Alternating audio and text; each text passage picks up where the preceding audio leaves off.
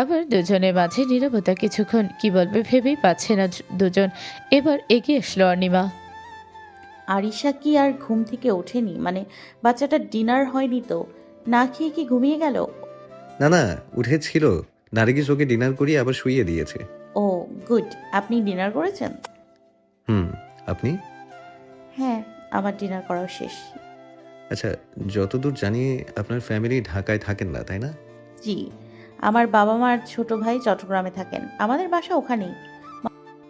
ও, তো এখানে একা থাকতে কষ্ট হচ্ছে না আপনার? মামা কষ্ট তো হয়ই, কিন্তু সেটা এখন অভ্যাসে পরিণত হয়েছে। আর আমার সাথে চট্টগ্রামের এক বান্ধবীও তো থাকে, সো তেমন একটা সমস্যা হয় না। এখন থেকে আরো সমস্যা কমে যাবে আপনার। মানে? কিছু না। আচ্ছা, আপনার ব্যাপারে তো কিছুই বললেন না আজকে। আমারও তো আপনাকে জানতে হবে, তাই নয় কি? হঠাৎ কেন যেন ধ্রুবর সাথে দুষ্টুমি করতে ইচ্ছা করলো অনিমার। আজ পার্কে ধ্রুব অনেক দুষ্টুমি করেছে ওর সাথে, লজ্জায় ফেলেছে বহুবার। এখন সেটার প্রতিশোধ নেয়ার পালা। কেন? আমার ব্যাপারে জেনে আপনার লাভ কি? জি? বিয়েতে তো আমি মানা করেছিলাম আপনাকে চিনি না বলে, তাই আপনাকে আমার চেনার দরকার আছে? কিন্তু আপনি তো আমাকে বিয়ে করার জন্য এক পায়ে রাজি ছিলেন। আমাকে নাকি আপনার পছন্দ হয়েছে, সো আপনার তো আমাকে জানার কোনো প্রয়োজন দেখি না। তাই না জেনেই তো আপনি রাজি। ওপাশ থেকে এক মুহূর্তে কথা থেমে গেল, মুখ টিপে হেসে ফেলল অনিমা। ধ্রুবকে বোধহয় কর্নার করতে পেরেছে ও। কিছু সেকেন্ড পর কথা বলে উঠল ধ্রুব। কথাটা খুব একটা ভুল বলেননি আপনি। আসলেই আপনাকে পছন্দ হয়ে গেছে আমার। এই মুহূর্তে যদি আপনাকে বিয়ে করতে হয়, সেটাও মনে হয় আমার সমস্যা হবে না। একটা কাজ করি, চলেন বিয়েটা সেরেই ফেলি। জি জি জি। জি, চলেন, চলেন। বিয়ে করে ফেলি আমরা। আমার সম্পর্কে তো আজ জেনেছেনই, আর আপনার ব্যাপারে জানার আমার প্রয়োজন নেই। এটা আপনিই বলেছেন। তাহলে আর দেরি কিসের? কালকেই সকালে আপনাকে নিতে আসবো, ঠিক আছে? নিজের দুষ্টুমি যে এভাবে নিজের ওপরে এসে পড়বে তা কল্পনাও করেনি অর্ণিমা। ধ্রুব যে পাল্টা ওকে আবার বোকা বানালো এটা বুঝে ফেলো। তবে ততক্ষণে অনেক দেরি হয়ে গেছে। ধ্রুব ফোনের ওপাশ থেকেই হো হো করে হাসছে। কপট রাগ দেখালো অর্ণিমা। মিস্টার ধ্রুব, আপনি পারেনও। সরি, আমি মনে হয় লাইন ক্রস করে ফেলেছি। আচ্ছা, আর এই ধরনের মজা করব না। অর্ণিমা নিঃশব্দে একটা ছোট্ট হাসি দিয়ে বলল। আমার ব্যাপারে কি কি জানতে চান বলুন। যা আপনি জানাতে চান। ওকে, আমার পুরো নাম রুমাইশা হক অর্ণিমা। আমার বাবা আনিসুল হক, পেশায় একজন ইঞ্জিনিয়ার। মা ফারদিনা হক, একটা ইউনিভার্সিটির প্রফেসর। আমার একটা ছোট ভাই আছে, অয়ন। ও এবার ইন্টার পরীক্ষার্থী। এই চারজন মিলেই আমার জীবন। আমার জন্ম বেড়ে ওঠা সবই চট্টগ্রামে। শহরের নাসিরাবাদে আমাদের বাসা। আমার স্কুল অ্যান্ড কলেজ ছিল বাওয়া। অনার্স ইস্ট ডেল্টা ইউনিভার্সিটি থেকে পাশ করেছি, আর এখন মাস্টার্স করছি। এই তো আমার বেসিক ইনফরমেশন। ছোট্ট একটা হাসি দিল ধ্রুব। বুঝলাম। এবার বলুন আপনার হবিস কি? আপনি কি করতে সবচেয়ে বেশি পছন্দ করেন? আমার হবিস অনেকগুলো, তবে সবচাইতে পছন্দ করি বই পড়তে আর ট্রাভেল করতে। দুটো থেকে অনেক নতুন নতুন জিনিস শেখা যায়। অভি অভিনব সব অভিজ্ঞতা অর্জন করা যায়। ওরে বাবা! ভালো তো। তা কী ধরনের বই পছন্দ আপনার? হরর বাদে মোটামুটি সবই পড়ি। মিস্ট্রি নভেলস খুব পছন্দ। টিনেজ লাইফে তিন গোয়েন্দার বিশাল বড় ভক্ত আমি। এমন কোনো ভলিউম নেই যা আমার পড়া হয়নি। কিশোর মুশা রবিনের সাথে দেখা করার এমন ইচ্ছা জেগেছিল যে আব্বুর মাথা খারাপ করে দিয়েছিলাম একবার আমাকে আমেরিকায় নিয়ে যাওয়ার জন্য। পরে জানতে পারলাম তারা কাল্পনিক চরিত্র। বয়স বাড়তে বাড়তে অন্য ধরনের লেখাও মনে ধরতে লাগলো।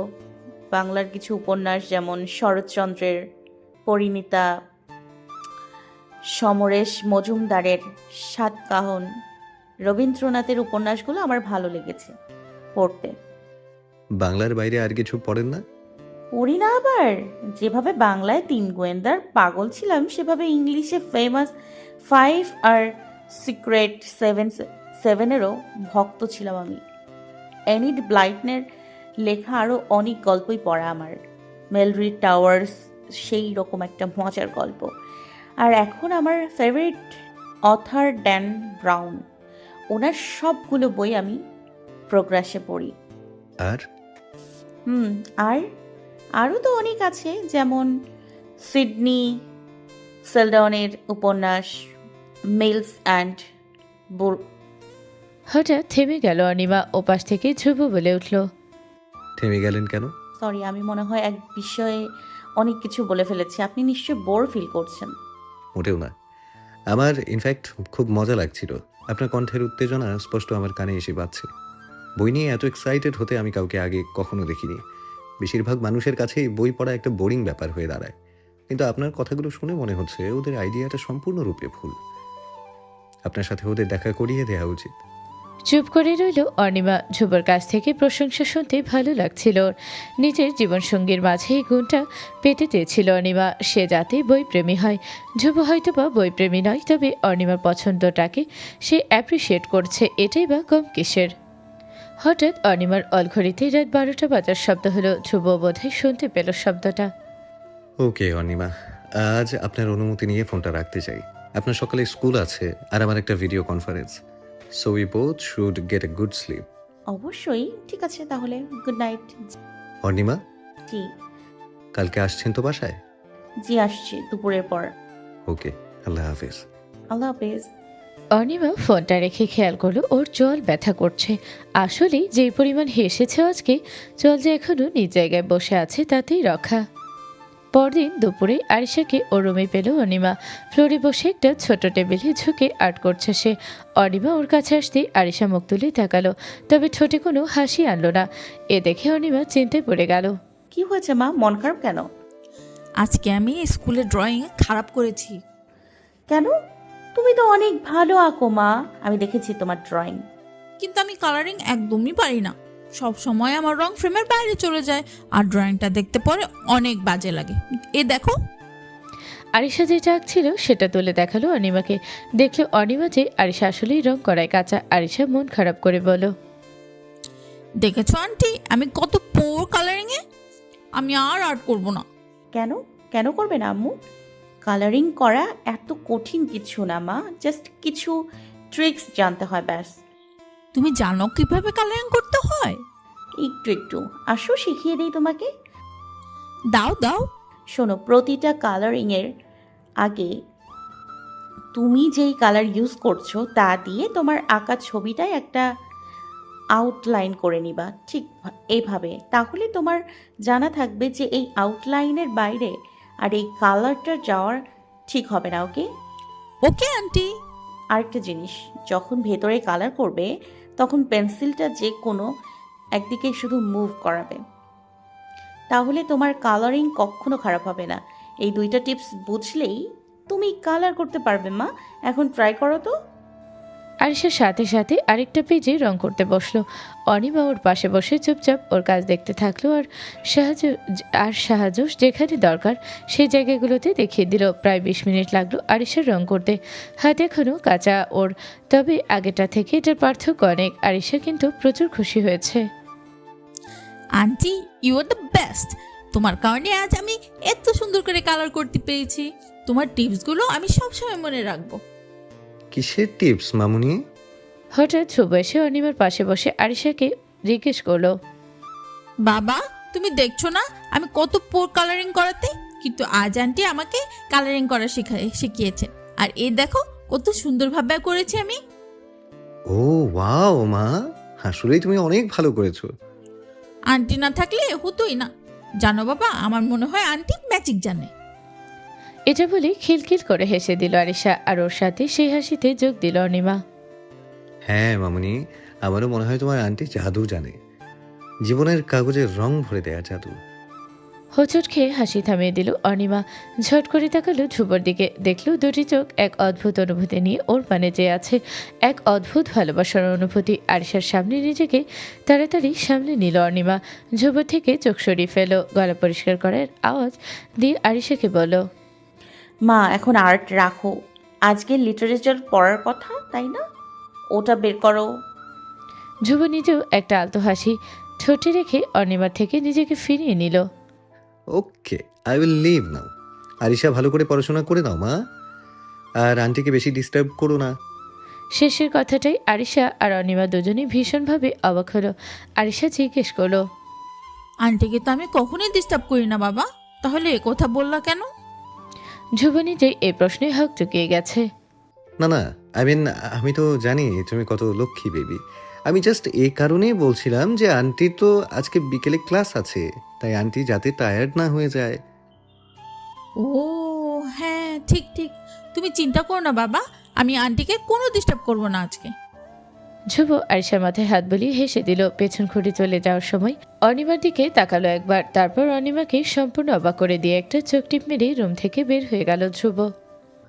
এই লোক দেখি ভালো ফাজিল। অবাকের শেষ প্রান্তে যেই মনে মনে ভাবলো অনিমা, তবে অজান্তেই হাসি কিন্তু দখল করে নিয়েছে ওর দুটো ঠোঁট।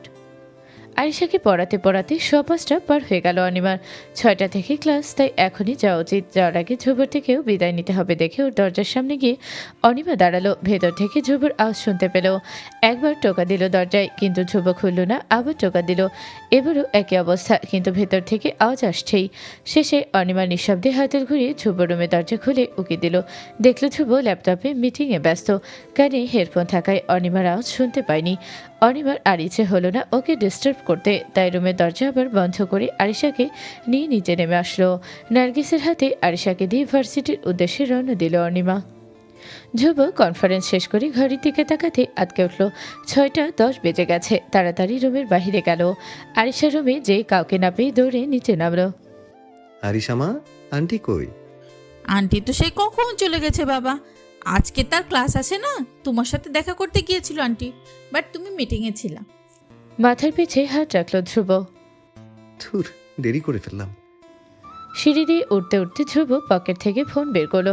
অনিমা ক্লাসে চুপ করে লেকচার শুনছিল, যখন ওর মোবাইল ভাইব্রেট করে উঠল। বের করে দেখে ধ্রুব কল দিয়েছে। লাইনটা কেটে দিল অনিমা, তারপরে একটা মেসেজ পাঠিয়ে দিল। ক্লাসে। রাতে ঠিক আগের দিনের মতন 11টায় ফোন দিল ধ্রুব। অনিমা এটার অপেক্ষাতেই ছিল। Hello. Hello, I am really sorry for today. অবাক হয়ে গেল অনিমা। সরি কেন বলছেন? আমি আজকে প্ল্যান করে রেখেছিলাম যে আপনাকে ভার্সিটিতে ড্রপ করে আসব, বাট মিটিংয়ে এমনভাবে ফেসে গেলাম যে সময় কভার করতে পারিনি। Really sorry. Thanks for the thought, কিন্তু আমাকে ভার্সিটিতে ড্রপ আপনার করতে হবে না। আপনাদের বাসা থেকে মাত্র 3টা ব্লকই তো দূরে, হাঁটতে হাঁটতেই চলে আসা যায়। তাহলে আমি আপনার সাথে হাঁটতে চাই, তারপরেও আমি আপনাকে ড্রপ করে আসব, সেটা হেঁটেই হোক আর গাড়িতেই।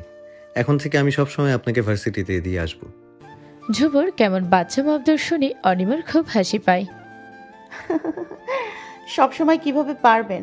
এই 1 মাস আপনাদের বাসা থেকে ভার্সিটি যাব বলে আপনি না হয় আমাকে ড্রপ করলেন, কিন্তু যখন আগের রুটিনে চলে যাব আবার তখন তো আরিশাকে পড়াতে ভার্সিটির দিনগুলোতে আমি আসবই না।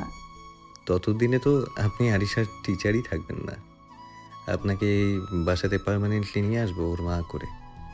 লজ্জায় লাল হয়ে গেল অনিমা, চুপটি মেরে রইল। ধ্রুব ওপাশ থেকে কোনো আওয়াজ না পেয়ে একটু শঙ্কায় পড়ে গেল। আমি কি ভুল কিছু বলে ফেললাম? ধীরাও যে উত্তর আসলো ওপাশ থেকে। না মানে, ধ্রুব আলতো একটা হাসির শব্দ পেল। শান্ত হলো ওর মন, যা বুঝে যে অনিমা ওর কথায় আপত্তি না বরং লজ্জা পেয়েছে। আগের কথায় ফিরে গেল ধ্রুব। তাহলে এটা ফিক্সড, এখন থেকে আপনাকে আমি ভার্সিটিতে ড্রপ করে দেব প্রতিদিন, আর ক্লাস শেষ হলে আপনাকে।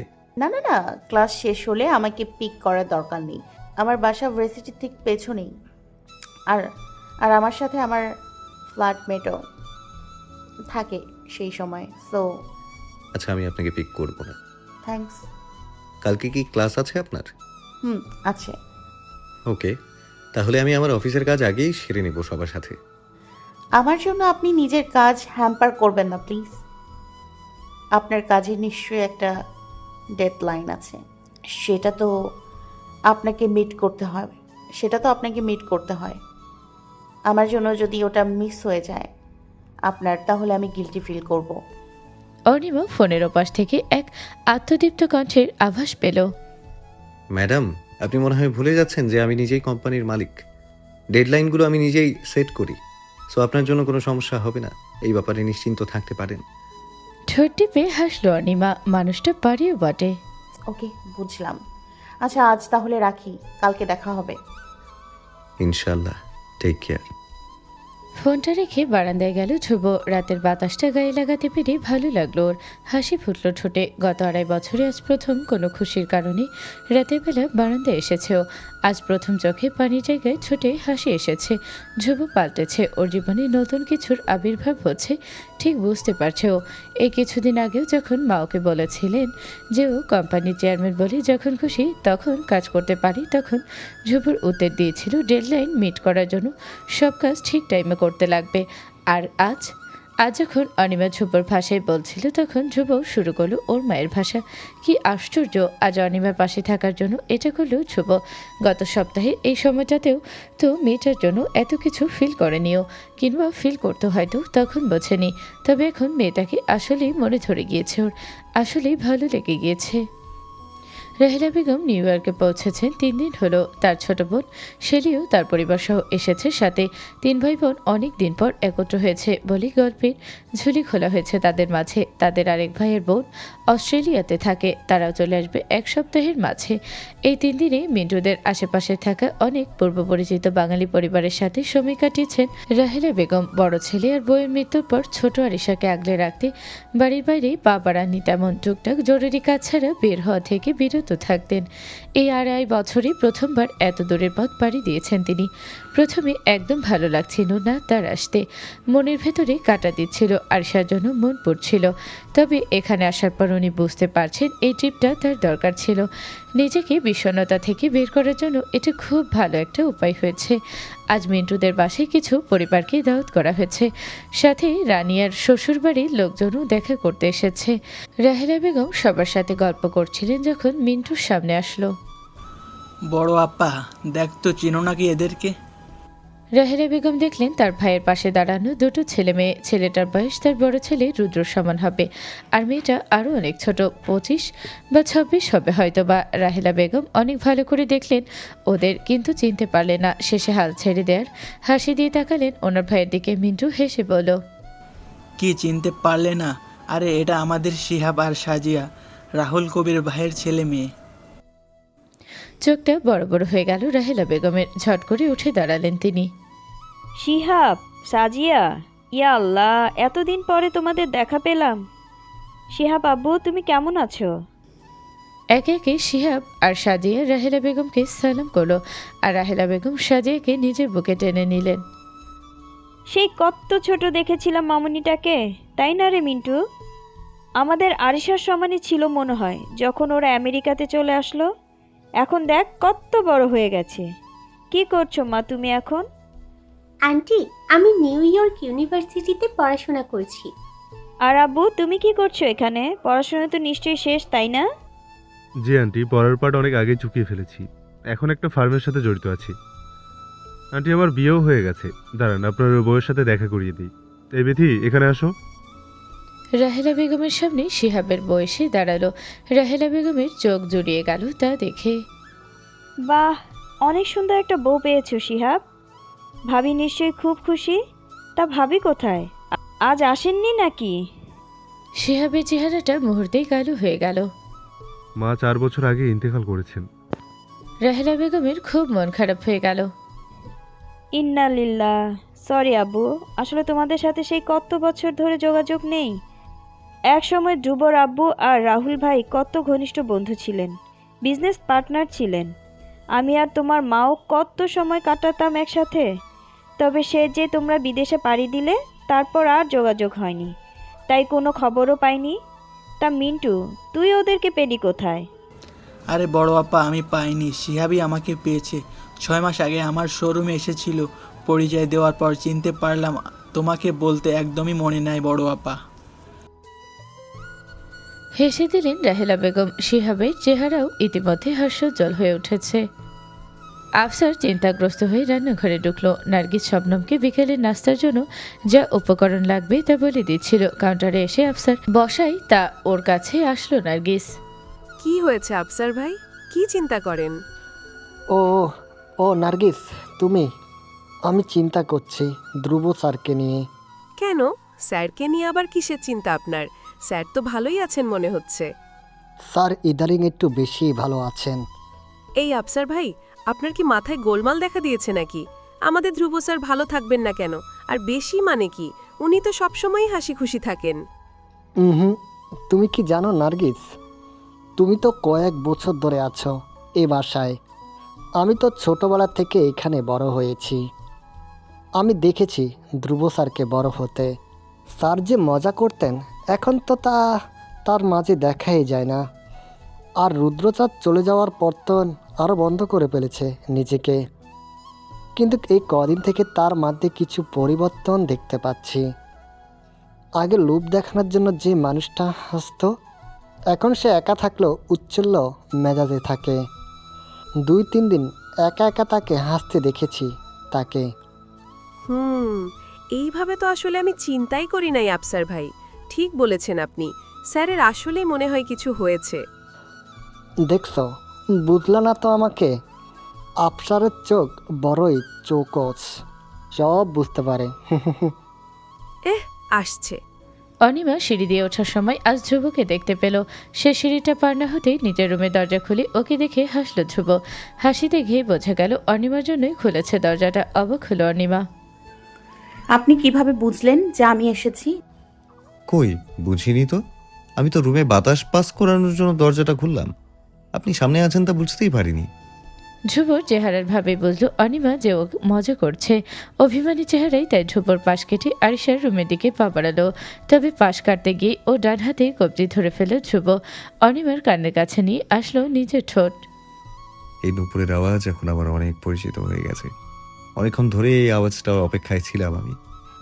লজ্জায় কান গরম হয়ে গেল অনিমার। এতটাই থমকে গেল ও যে হাসতেও মন রইল না।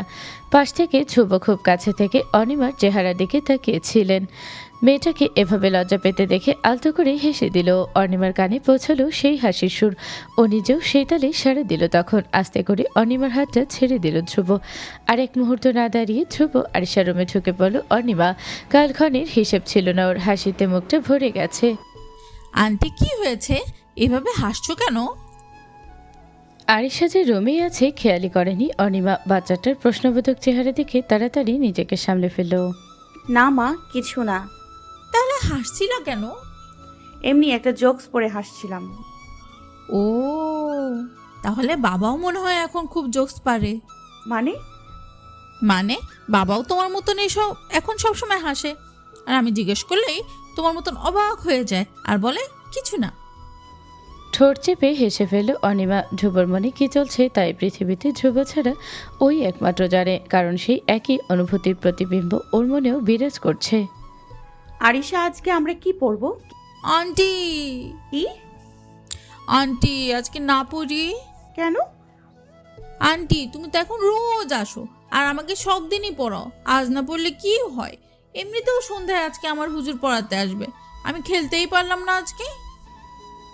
আরিশার মুখটা কষ্টে এইটুকু হয়ে গেল। এমনিতেই আরিশার প্রতি অনিমা উইক, তার উপর এই চেহারাকে পাত্তা নিয়ে দেওয়ার সাধ্য অনিমা নেই, তাই বলল। আচ্ছা আচ্ছা ঠিক আছে, আজ পড়া লাগবে না। চলো, আজ আন্টি তোমার সাথে খেলবে। ইয়ে, কি খেলবো আমরা আন্টি? চলো নিচে যাই, লনে খেলবো। ওকে চলো। আরিশা নিচে নেমে বাসার সব স্টাফদের জড়ো করে ফেলল। নার্গিস অবাক হয়ে জিজ্ঞেস করলো, কি হলো মা, আমাদের সবাইকে ডেকেছো কেন?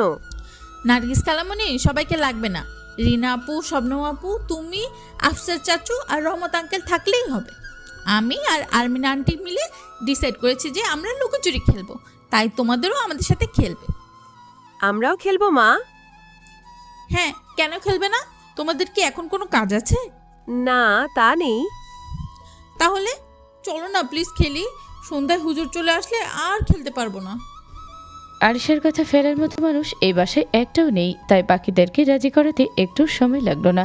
শুধু আফসা জানিয়ে দিল ধ্রুব ওপরে একটা ফরেন ক্লায়েন্টদের সাথে কথা বলছে, তাই ডিস্টার্ব যাতে না হয়, তাই ওপরে কেউ লুকাতে যেন না যায়। শুরু হলো খেলা। প্রথম রাউন্ডে আফসার চোর হলো। সবাইকে একে একে খুঁজে বের করতে সময় লাগলো ওর আধ ঘন্টার মতন, কারণ এত বড় বাড়ির ভেতর লুকানোর জায়গা অনেক।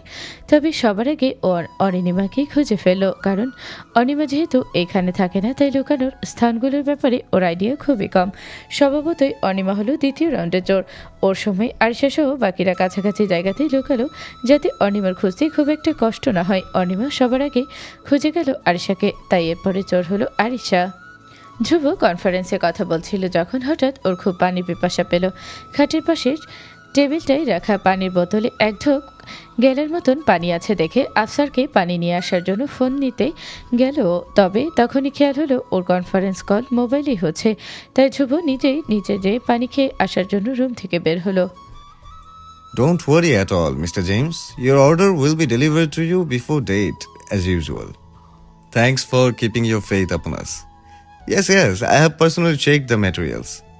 We have the inspection report. If you want, I can send it to you. Thanks a lot. We will definitely meet next time. Okay, bye. Arisha চোখ বন্ধ করে সংখ্যা গণনা শুরু করে দিয়েছে এবং ততক্ষণে বাকিরাও লাগিয়েছে দৌড় লুকানোর জন্য। তবে অনিমার জন্য লুকানোটা কঠিন হয়ে পড়ল এবার।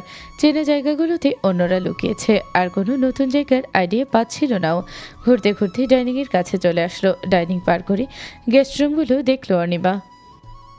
এখানে লুকানো যায়, তবে বেশি অন্ধকার, থাক বাদ দিই। এই বলে ঘুরে যেতে নিয়েছিল অনিমা, কিন্তু একটা হাতকে হ্যাচকা টান দিয়ে সেই রুমগুলোরই একটার নিয়ে গেল। আটকে উঠলো অনিমা, চিৎকার দিতে যাচ্ছিল, তবে সেই হাতটা ওর মুখ চেপে ধরলো।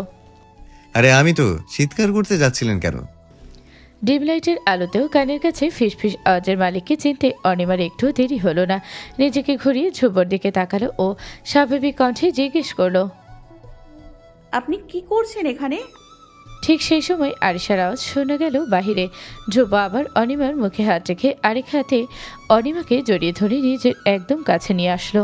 আকস্মিক এই ঘটনায় পুরো হতভম্ব হয়ে পড়ল অনিমা। ধ্রুবর টানে নিজেকে সামলাতেই ও টি শার্টটা দুহাতে ধরে ফেলল। ধ্রুব তখনও অনিমার দিকে চোখ পড়েনি, ও দরজার দিকে তাকিয়ে আরিশা কোথায় দেখার চেষ্টা করছে। আস্তে কথা বলুন, খালি রুম থেকে আপনার গলা আরো জোরে। বলতে বলতে ধ্রুব সামনে তাকালো। অনিমাকে নিজের এত কাছে দেখে প্রথম মুহূর্তে কেঁপে উঠল ওর চোখের পলক, তবে খুব দ্রুতই নিজেকে সামলে নিল।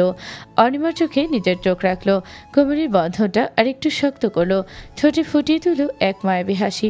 ইতিমধ্যেই আরিশা চলে গেছে ওখান থেকে। আগের মতো নিস্তব্ধ হয়ে গেল চারিপাশ। তাই বোধে অনিমার নিঃশ্বাসের আওয়াজ স্পষ্ট আসছিল ধ্রুবর কানে। ঠিক এইভাবেই আরও কিছুক্ষণ ওকে ধরে রাখলো ধ্রুব। মন ভরে দেখলো চেহারাটাকে এত কাছ থেকে। মুখ দিয়ে হঠাৎ বের হয়ে গেল ওর, You are gorgeous. এই প্রথম চোখের পলক ফেলল অনিমা। এতক্ষণ কিছুটা ভয় আর অনেক বেশি মুগ্ধতায় ও তাকিয়েছিল পরে। এত সুন্দর চেহারার একটা মানুষ কিভাবে হতে পারে? অনিমার খুব ইচ্ছে করছিল ধ্রুবর গালে নিজের হাত রাখতে। অনেক কষ্টে নিজেকে থামিয়ে রাখলো। তবে অসম্ভব অবাক হলো যখন ধ্রুবর মুখ থেকে সেই তিনটি শব্দ বের হলো, ইউ আর গর্জিয়াস। নামিয়ে নিয়ে আসলো অনিমা নিজের চোখ। নার্ভাস হয়ে বোধহয় আরও জোরে আঁকড়ে ধরল ধ্রুবর টি শার্টটা। আবার শোনা গেল আরিশার আওয়াজ। এবার অনিমাকেই শুধু ডাকছেও, তার মানে বাকিদের খুঁজে পেয়ে গেছে। অনিমা কী করবে কিছুই বুঝে উঠতে পারল না, তাই চুপ করে দাঁড়িয়ে রইল ধ্রুবর বন্ধনে। আরিশার আওয়াজ খুব কাছাকাছি এসে গিয়েছে। এই সময় নিজের হাতের বাঁধন অনিমার কোমর থেকে শিথিল করল ধ্রুব। একসময় নিজের হাতটা পুরোপুরি সরিয়ে নিল। অনিমাও ধীরে ধীরে ধ্রুবর বুকের ওপর থেকে নামিয়ে নিল নিজের হাত। তারপর নিঃশব্দে রুমের দরজা খুলে বের হয়ে গেল। গেস্টরুম থেকে ধীর পায়ে বের হলো অনিমা। হাত পা এখনও কাঁপছে ওর। বারবার নিজের দুই হাতের আঙুলগুলো একসাথে মুঠ করে আবার খুলতে থাকলো। এই আঙুলগুলোই এতক্ষণে ধ্রুব টি শার্ট আঁকড়ে ধরেছিল। এখন সেই সময়টাই দৃশ্য চিন্তা করতে লজ্জায় টমেটোর মতন লাল হয়ে যাচ্ছে ওর গাল। সাথে সাথে নিজের মুখ ঢেকে ফেলল অনিমা। 9-10-এর মেয়েদের মতন ধরফর ধরফর করছে ওর মন। পেটে মনে হচ্ছে প্রজাপতি নাচছে। আরিশা অনিমাকে দেখে দৌড়ে এসে ওকে জড়িয়ে ধরল। আন্টি তুমি কোথায় লুকিয়েছিলে? আমি খুঁজে পাচ্ছিলাম না কেন তোমাকে। অনিমা আরিশার মাথায় হাত বুলিয়ে দিয়ে আলতো হেসে দিল। একবার নিজের মুখটা হালকা ঘুরিয়ে গেস্টরুমের দিকে তাকালো অনিমা। এখনও অন্ধকার, কেউ বের হচ্ছে না। হাসিটা ঠোঁটে রেখে আরিশাকে নিয়ে ওখান থেকে সরে গেল। বিকালে নাস্তা বানিয়ে পুলের কাছে নিয়ে এলো শবনম। আরিশা আর অনিমা গল্প করছিল ওখানে বসে। যখন ধ্রুব এলো, দূর থেকে যখন ধ্রুবকে আসতে দেখেছিল তখন ওর চেহারায় একটা শঙ্কিত ভাব খুঁজে পেয়েছিল অনিমা। ধ্রুব এক নজরে ওর দিকে তাকিয়ে আছে, সেই একই এক্সপ্রেশন নিয়ে, ভ্রুজোড়া ওর হালকা কুচকে আছে, হাত দুটো প্যান্টের পকেটের ভেতর রেখে পিঠ সোজা করে দাঁড়িয়ে আছে। অনিমা জানে ধ্রুবর মনে কেন এই শঙ্কা ঘুরপাক খাচ্ছে। নিশ্চয়ই মানুষটা কিছুক্ষণ আগের ব্যাপারটা নিয়ে চিন্তা করছে যে অনিমা মাইন্ড করলো নাকি আবার মনে মনে পেটে খিল ধরানো হাসি হাসলো অনিমা। মানুষটা বিজনেসে তুখর হলেও মনে ব্যাপারে একদমই কাঁচা। একটা মেয়ের মনে এরকম পরিস্থিতিতে কেমন লাগতে পারে সেটা বোঝে না সে, তাই তো এখন ভয়ে আছে। মায়া হলো অনিমার, ধ্রুবর দিকে তাকালো, একটা মিষ্টি হাসি পরিয়ে দিল নিজের ঠোঁটে। এতটুকুই অনেক ছিল ধ্রুবর বুঝতে যে অনিমা মোটেও আপসেট না। নিঃশব্দে একটা দীর্ঘশ্বাস ফেলল।